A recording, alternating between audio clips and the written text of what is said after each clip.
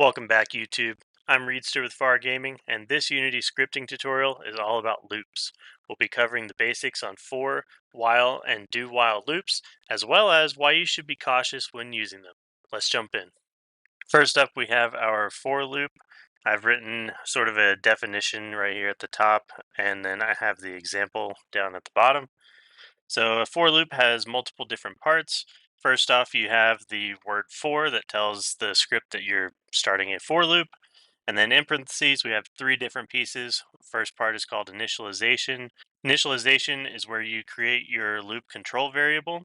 So down here you see I've created a integer called I, and I've set it equal to 0.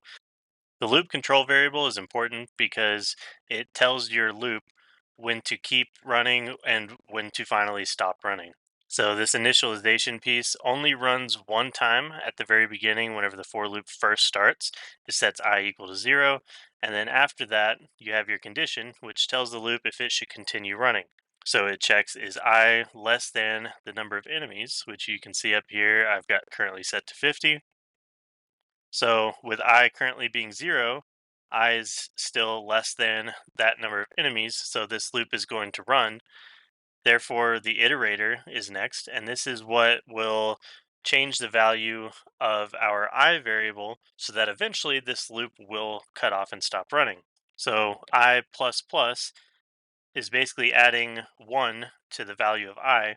So the next time the loop runs, the value of I is going to be 1, and then it's going to be 2 after that, and 3, all the way up, and it's going to keep going until it equals 50. And whenever that happens, I is no longer going to be less than the number of enemies, and so this loop is going to stop running. Also, each time that this runs, after the iterator happens, it goes down to the body of the loop, and this is where whatever code you have set to happen each time, this is where that's going to execute. So I put code in here that spawns an enemy, and so every single time this loop runs, it's going to spawn an enemy. Therefore, I'm going to end up with 50 enemies spawned in at the start of my game. Now, your initialization condition and iterator don't have to be set up the exact same way that mine is. If you wanted to have a different integer here, you could change that. You could also come in and set that to, let's say, 10. And you could say, as long as x is greater than 0, I want it to keep running. And you could actually increment this downwards. And so then each time this runs, the value is going to start at 10 and it's going to go down by 1 every single time until x is no longer greater than 0, and then it's going to stop running.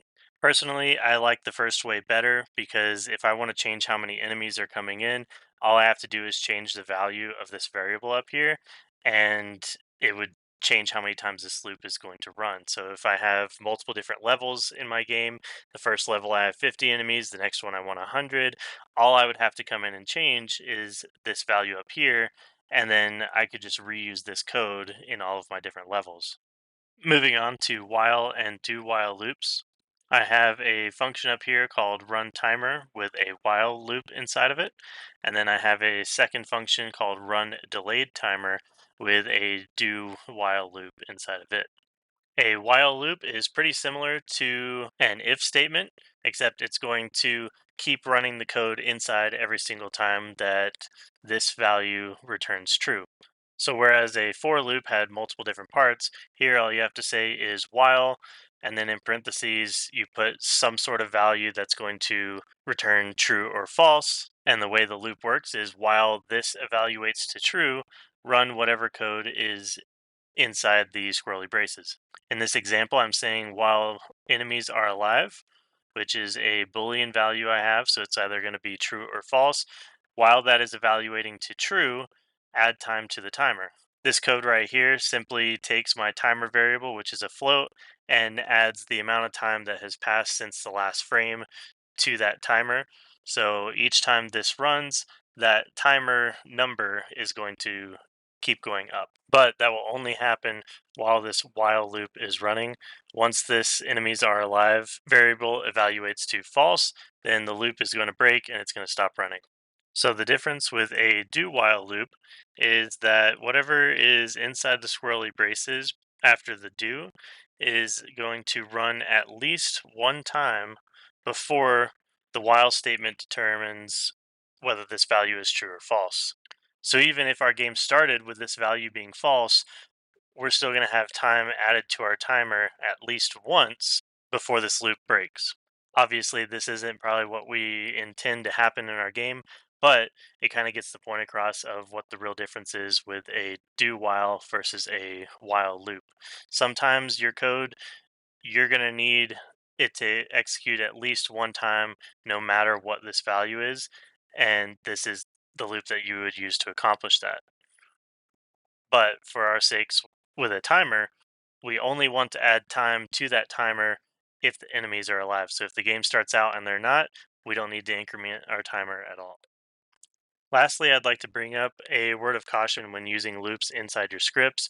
If they are not set up correctly, you can end up with huge performance issues because they'll keep running when you don't think they're running anymore. As an example, with my for loop, I have x equal to 10 and x is greater than 0, and it's iterating. But what if I had set it up wrong and it's actually iterating upwards? This is going to continue to run forever because x is always going to be greater than 0. This would be pretty obvious though, because you'd notice an infinite number of enemies spawning into your level. But if this loop was handling more of something on the back end of your script, handling some sort of math or something else, it would be a lot harder for you to notice, and you wouldn't really realize something's wrong until your game starts running very slow. An easy way to help you make sure that you've set up your loops correctly is to write out to the console when your loops are running. And so now every time this loop runs, it's going to write this to the console in your Unity editor. And so whenever the loop stops, this will stop writing.